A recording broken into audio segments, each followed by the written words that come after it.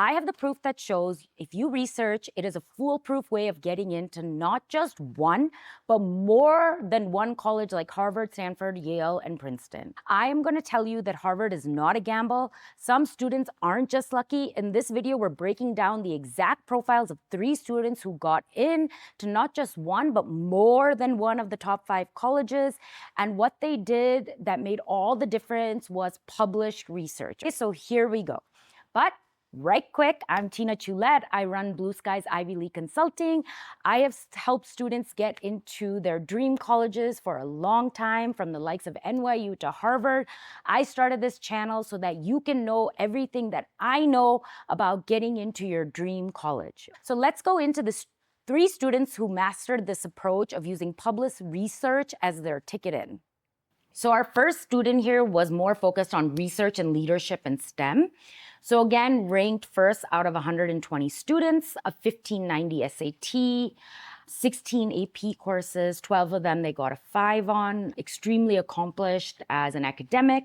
For their awards, National Merit Scholarship, they were selected for the California State Summer School. It's called Cosmos. It's a really prestigious 4-week residential STEM program, specifically if you're in California. So international students, not interesting for you, but just consider what the overall thought is behind how all of these add up, right? So think about another 4-week or 6-week prestigious math program. They were the captain of the academic decathlon and mock trial teams. They founded a service initiative freshman year. It gained a lot of national media recognition, including features in US Today. For the research, this person conducted a 2-year research internship at UC Irvine at a molecular and cell biology lab. They were also accepted into Stanford's SIMR research program. It's basically a 5% acceptance rate. They interned in a bioinformatics lab after junior year. And they worked on a classified drug development research, which was highlighted in their letter of recommendation. So AdCom knew that it was truly very powerful.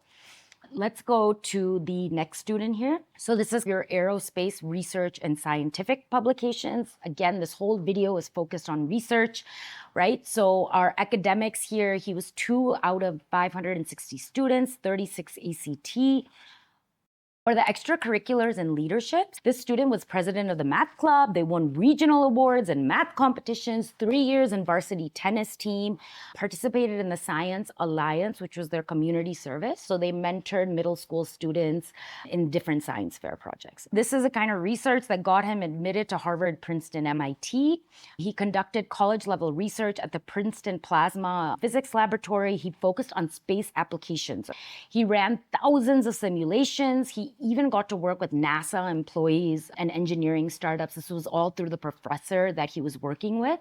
He was the 4th author in a Princeton Quest annual magazine, which is unbelievable because this was a teen publication. This was one that his professors felt he had done enough work where they were willing to put him as a very junior author on this publication. And this is your 3rd student, Princeton MIT admit math researcher. Again, a 4.41 GPA, 34 ACT, which took 16 AP classes. They started in 8th grade, which shows a lot of intellectual curiosity. Awards, unbelievable. Best in the category at the International Science and Engineering Fair, ISEF. Check it out. 1st place winner at the European Union Contest for Young Scientists and the Intel Science Talent Search finalists. Only 40 people are selected nationwide. Okay, guys, rare achievements. It's not that everybody who goes to Harvard, Stanford, and MIT, Princeton have these accomplishments. But what it does do is, if you remember the chart that I gave you, there was that bell curve, right? Where I showed you that if you have one of these, your acceptance rate goes up 15 times. So either you don't have one of these and your acceptance rate maintains itself at that's 2.9%, or you have one of these and then your chances of acceptance go up to 60 to 90%. So it's not that you can't try, but if our strategy, which is what these videos are about, is figuring out what is the best possible that I could do, then obviously wouldn't you want to be in a position where you know that your chances of getting in are much, much higher than the average student. So again, for this student's research, they had a permanent research fellowship at the Center for Fundamental Research and Creative Education. They conducted research in algebraic topology, They worked with a Harvard mathematician, Noam Elks, on advanced math problems. And this person also had a lot of leadership in delivering research talks at UCLA, Irvine. Genius, right? So again, guys, when I went to Wharton, I don't even know if there were students like this. They probably were, but that was not my resume. I still got in. It's not that you can't get in. Again, I'm just trying to show you some of the top competition that is out there.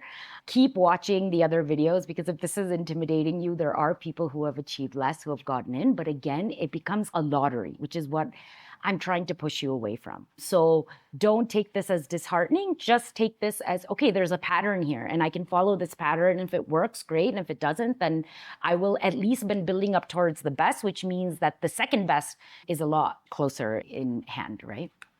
So before we do the key takeaways that you can apply to your own app, let's first talk about how do we know that research matters. For those of you familiar with my channel, you know that I love talking about Harvard got caught with its pants down. So here it goes. There was a Supreme Court case a few years back that brought to light Harvard's admissions processes. So we got the internal admissions data for 160,000 applicants, and we got secret information on how elite colleges evaluate candidates, okay? So the admissions process evaluates candidates across 4 key dimensions: academic, extracurricular, personal, and sports.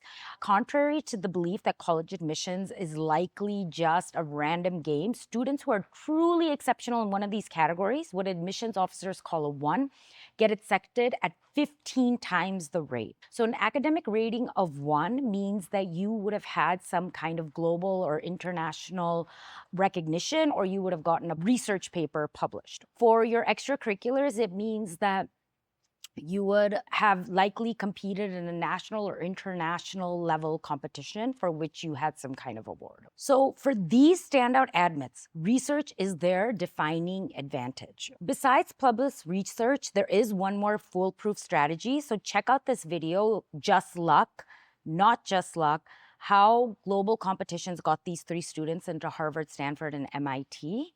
Before the takeaways, real quick, if you're still struggling to figure out what extracurricular set you apart, I have your solution linked at the bottom. We have a clear, actionable, instant resources. It's a course. There's free downloads, everything you need from competition ideas to financial aid to how do you improve your honors and awards, all in a very easy to understand manner. And of course, at a fraction of the cost of what live coaching costs. So take a look at those. Each of these students had a unique profile, but what set them apart was their commitment to research. These were not just extracurricular add-ons. They demonstrated real contribution to their fields, leading to publications, competitive programs, and recognition from top professors, right? Research wasn't their only strength. They had strong academics, leadership, and all of that. But ultimately, it was the research that made them stand out. Their admissions weren't luck. They secured acceptances at multiple top 5 colleges, which on its own shows you that they were impressive to not just one, but multiple of these elite colleges. Their applications really impressed admissions committees. So what was common? Depth mattered more than breadth.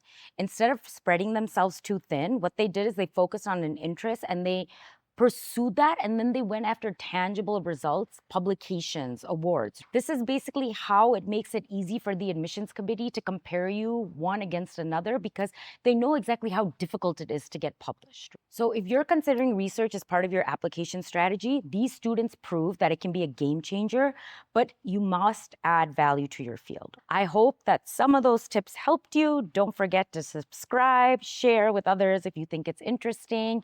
And as always, I'm happy to see you here and see you in the next one.